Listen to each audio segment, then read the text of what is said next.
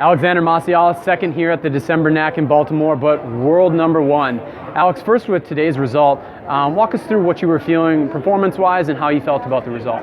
I feel pretty good about the result. I mean, to lose to my teammate, to my national teammate, race 15-14 in the final, that goes back either way all the time. So, I'm not disappointed. It's always good to win. I obviously would like to win, but some second place isn't bad, especially given to the person I lost to. But for the rest of the day, I felt good. Most of my bouts weren't super close or anything.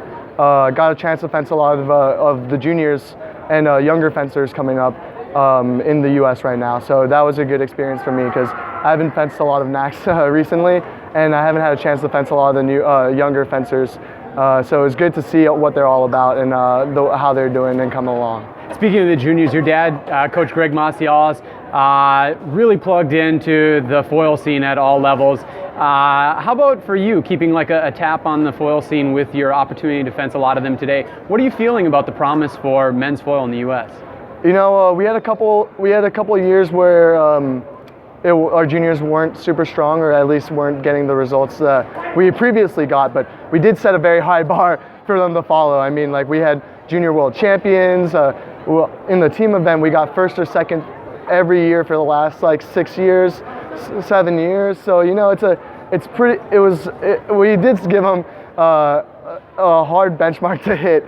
But getting the fence, and a lot of them actually were younger too. So a lot of people competing for junior worlds last year and the year before are still competing for junior worlds and even cadet worlds as well. So we have a lot of young kids, and they show promise. I mean, from what I can gather when fencing them today, they're all out there to fight their hardest, and they're all good at what they do. And I think the future looks promising, especially given their age. Now, with the future, of course, being an Olympic year, talking about you, world number one, of course, swapping positions with race.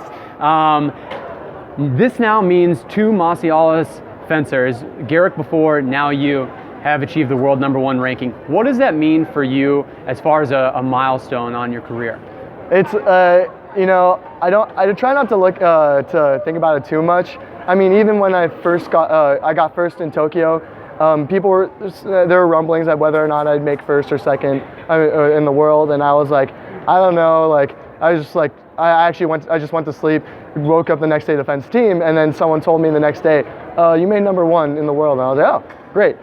Excellent, I got a team match to win. Yeah, exactly, and then we went out and we got gold in Tokyo, and I try not to give it too much thought because it's still early in the season, anything can happen, and my goal right now is to still qualify for the Olympics and then get that gold in Rio, hopefully double gold in Rio.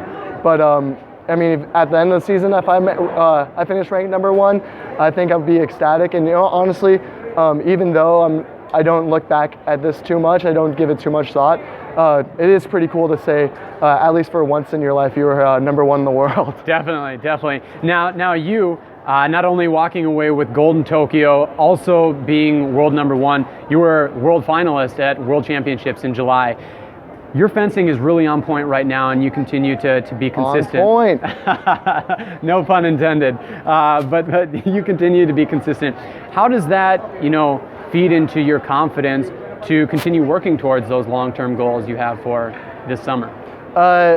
It feels good. I mean, all it does is it's validation, like I'm supposed to be here. I've proven myself I should be here, Getting silver at the World Championships, it was a great benchmark for me because for a while, the best result I've ever had at World Championships is top 16. And I had only done that once out of my, 5 or 6 years competing in the event.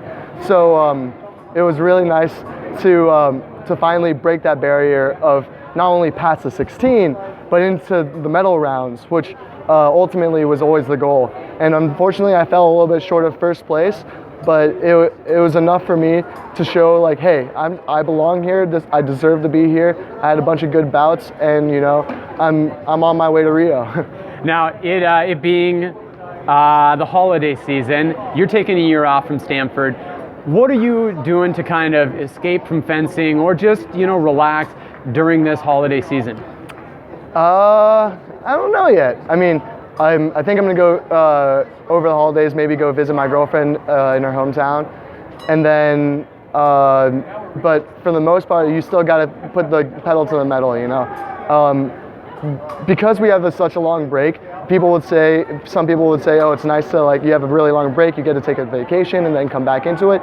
Really, this is the perfect time for me to really sit down and get the most benefit out of it. I mean, seldom do we have about a whole month to in between World Cups to really grind and like get better, you know. So I'll probably be doing 4 days a week of weights, fencing 5-6 days a week too.